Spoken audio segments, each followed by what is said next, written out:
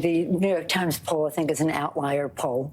You cite one poll, but all the other polls. It's also the Real Clear Politics average is showing similar issues. No, but that was one that brought down the average, and it was an outlier.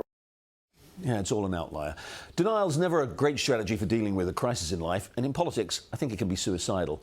So anyway, let's take this up with our guests. Joining me this week is King's College Business and Economics Professor Brian Brenberg and syndicated columnist and American Spectator contributing editor Deroy Murdock. Thank you, gentlemen, both for being here in studio for the first time in a while. Good to be with you, Jerry. Very good to see you. Deroy, this kind of gaslighting that the Democrats are doing, do you think it's going to work? I don't think so. Look, it'd be one thing if they said, look, we've got a problem, inflation's a problem, crime is a problem, and we're working on it, and here are our answers. But when they say, oh, inflation doesn't exist, crime isn't there, massive increase in murder in New Orleans is now the murder capital of the United States of America, and Mayor Cantrell down there just said, oh, I don't buy those figures, I don't buy into that.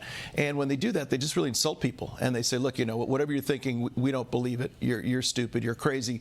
And when they do that, they not only don't have any answers, any solutions, but they basically say to people, look, we're either on another planet or you are, and that's not the way to engage voters before an election.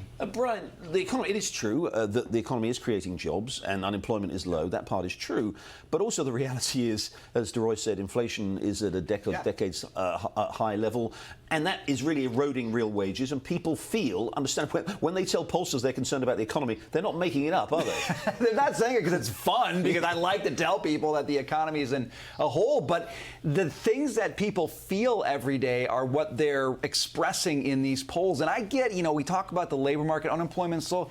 Yeah, but participation is really low. And everybody knows that because they go to the store and there's nobody working the checkout. They can't get the help that they need. I think Deroy hit it on the head with the insulting aspect of how Democrats are talking about this. I mean, the president of the United States is licking an ice cream cone and telling you the economy is strong as hell. How do you think the average American responds to that? Not well, because they can't afford the ice cream cone, and he's lying. And that's a problem for the president. It's a problem for Democrats. What is it about ice cream and these Democrats? You have the president licking ice cream all the time. You have Nancy Pelosi with that incredibly expensive refrigerator and freezer with her ice cream. But Deroy, I mean, it does, again, we're still 2 weeks away from the midterm elections. We don't know how it's going to pan out. The polls the generic polling does seem to be moving in Republicans' favor. Are you expecting a red wave? I think it could happen, but what's very important, I say this every time I'm on TV or radio or anything else, there will be no wave unless people go out there and work for it. You got to work for the wave, not sit there and just watch it come in. Make phone calls, knock on doors, write checks, take people to polls, vote. People say, well, if I vote, they may not count my ballot. I promise you, if you don't vote, they definitely will not count the ballot you never handed in. And Brian, in terms of inflation, in terms of the economy, if Republicans do take control of Congress, inflation is a very difficult problem to deal with. The Federal Reserve is raising interest rates. We're going to see more interest rate increases. What else? If the Republicans do take control, what should they be doing? Well, this is part of the problem. Is when you let inflation take a hold, everybody knows this. There's not a lot you can do in the short term.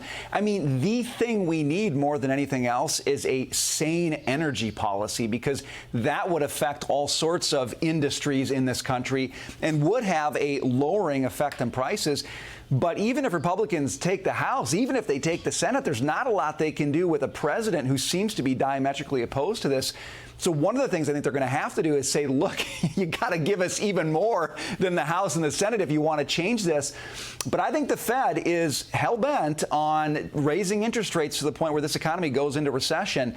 And when that happens, Republicans are going to have to come out with an answer on growth.